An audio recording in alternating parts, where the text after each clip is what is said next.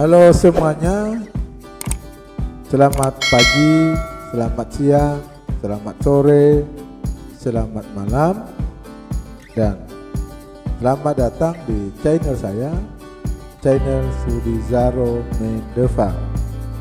Baiklah anak-anak, sebelum kita akan melanjutkan pembelajaran kita pada pertemuan kali ini, terlebih dahulu mari kita berdoa sesuai dengan ajaran agama dan kepercayaan masing-masing. Berdoa dimulai. Berdoa selesai.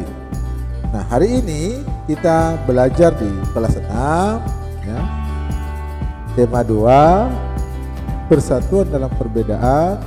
Subtema 2, bekerja sama mencapai tujuan. Pembelajaran 5. Sejak dulu bangsa Indonesia terus mengedepankan pentingnya kerjasama serta persatuan dan kesatuan, khususnya dalam upaya mempertahankan kemerdekaan Indonesia. Jadi anak-anak atau adik-adik semuanya, dari dahulu memang bangsa kita ini selalu mengedepankan yang namanya kerja sama, persatuan dan kesatuan. Terlebih di awal-awal kemerdekaan kita, bagaimana para pejuang-pejuang kita mempertahankan kemerdekaan Indonesia. Pertempuran Ambarawa. Pada tanggal 20 Oktober 1945, tentara sekutu di bawah pimpinan Brigadir Betel mendarat di Semarang dengan maksud mengurus tawanan perang.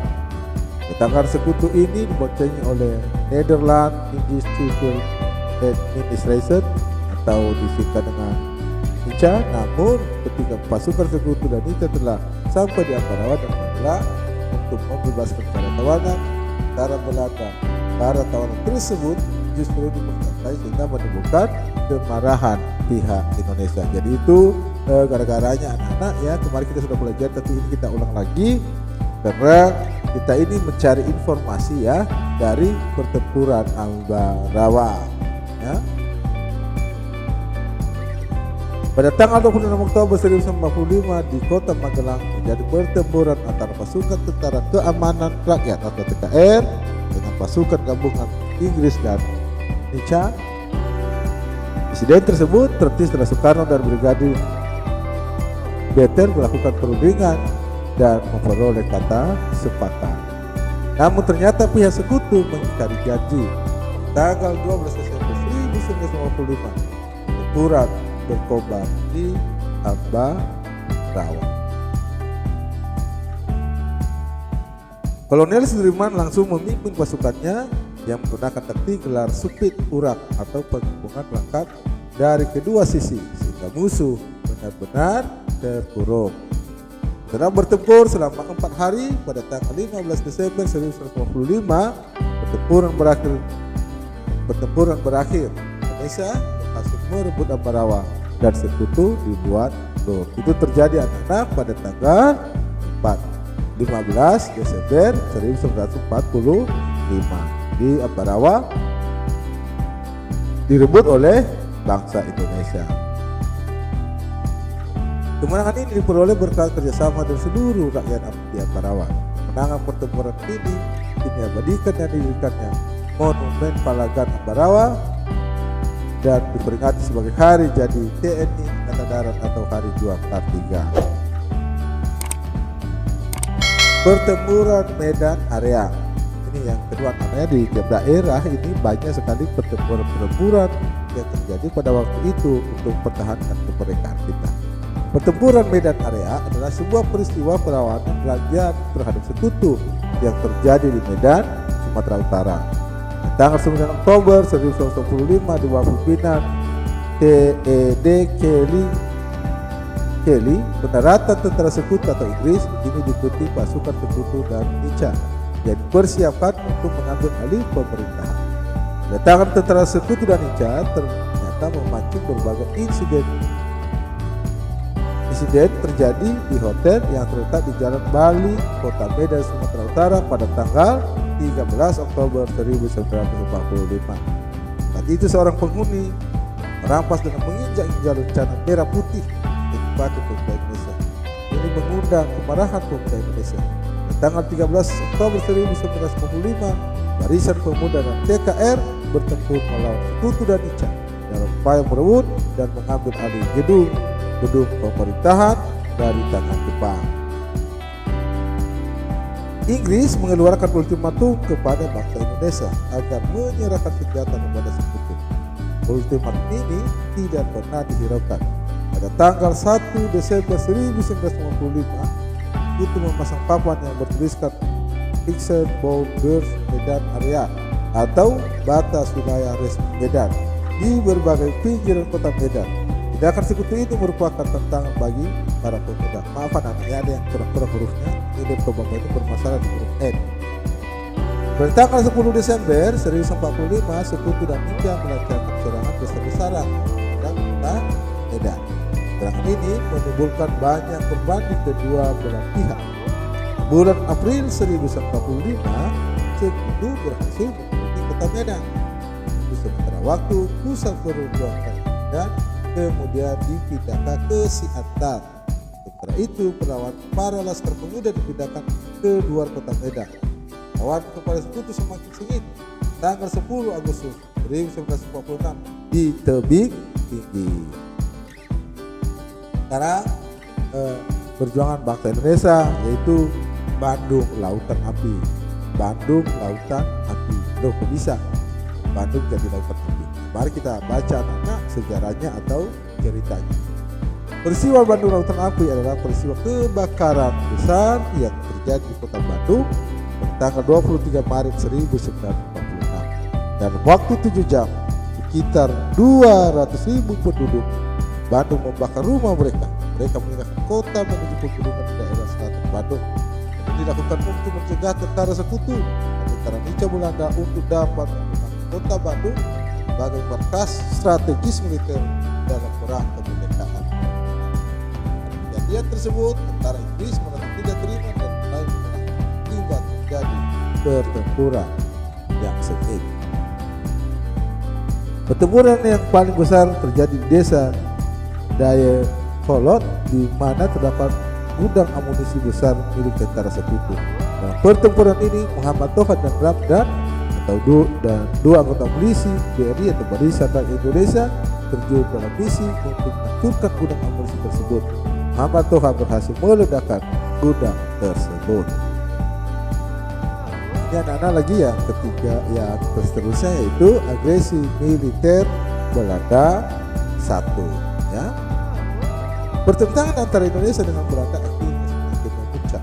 Tanggal 20 Juli 1957, melalui Letnan Gubernur Hubertus Van Mook mengumumkan bahwa Belanda tidak terkait lagi terhadap perjanjian Kerjati, dan keesokan harinya 21 Juli 1957 pukul 00 itu anak-anak itu pukul 12 malam ya, Belanda melakukan aksi agresi militer.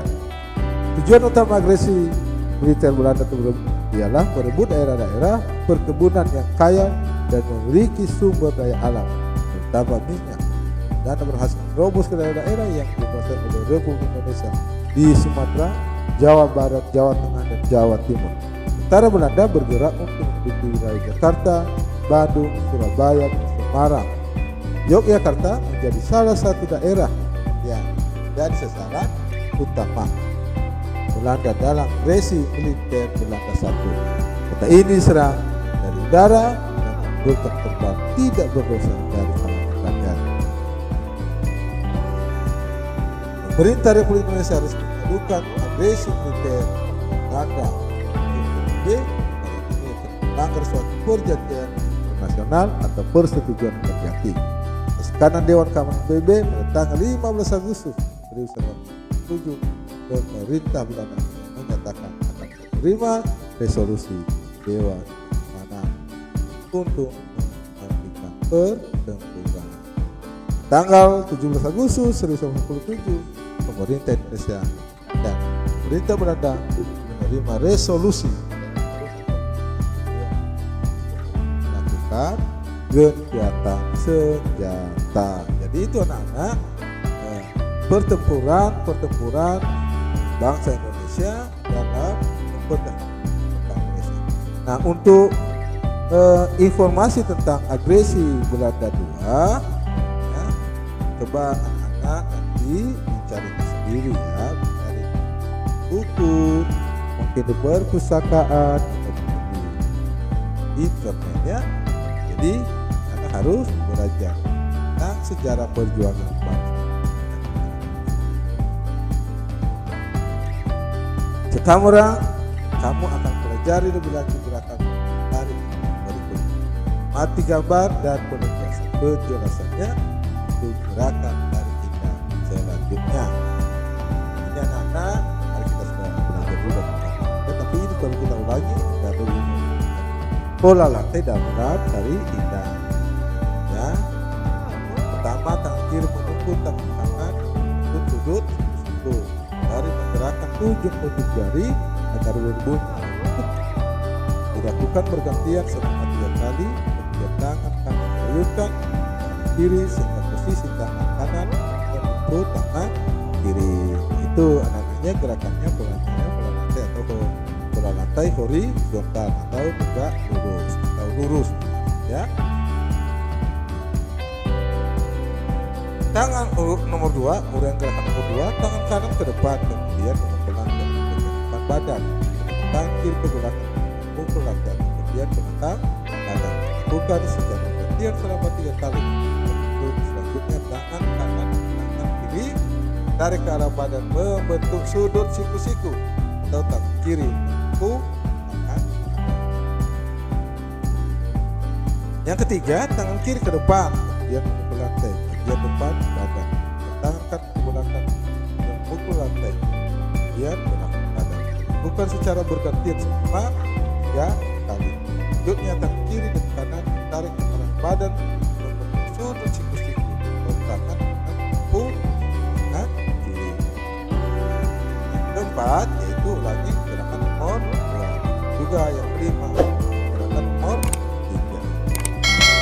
Nomor 6, posisi badan sebelah kanan, kedua tangan diletakkan di atas paha, tangan kanan di atas tangan kiri, kemudian pergelangan kedua tangan digerakkan, kaki digerakkan, gerakan selama 4 hitungan.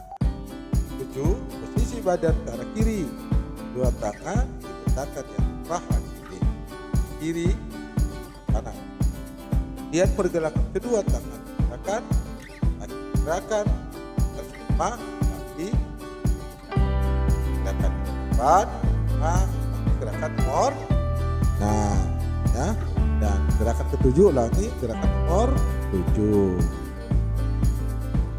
Ke-10, posisi badan ke arah kanan, dua tangan diletakkan di atas paha kanan, tangan di atas tangan kiri, kemudian pergelangan kedua tangan digerakkan, kaki digerakkan, selama 4 hitungan. Posisi badan ke arah kiri, dua tangan diletakkan di atas tangan kiri, tangan kiri di atas tangan kanan, dan pergelangan kedua tangan digerakkan, kaki digerakkan selama 4 hitungan. Nah, demikian anak-anak yang bisa kita pelajari atau Bapak sampaikan pada pertemuan kali ini. Sebelum kita akan berpisah, silakan berdoa atau mari kita berdoa sesuai dengan ajaran agama dan kepercayaan kita masing-masing. Berdoa dimulai.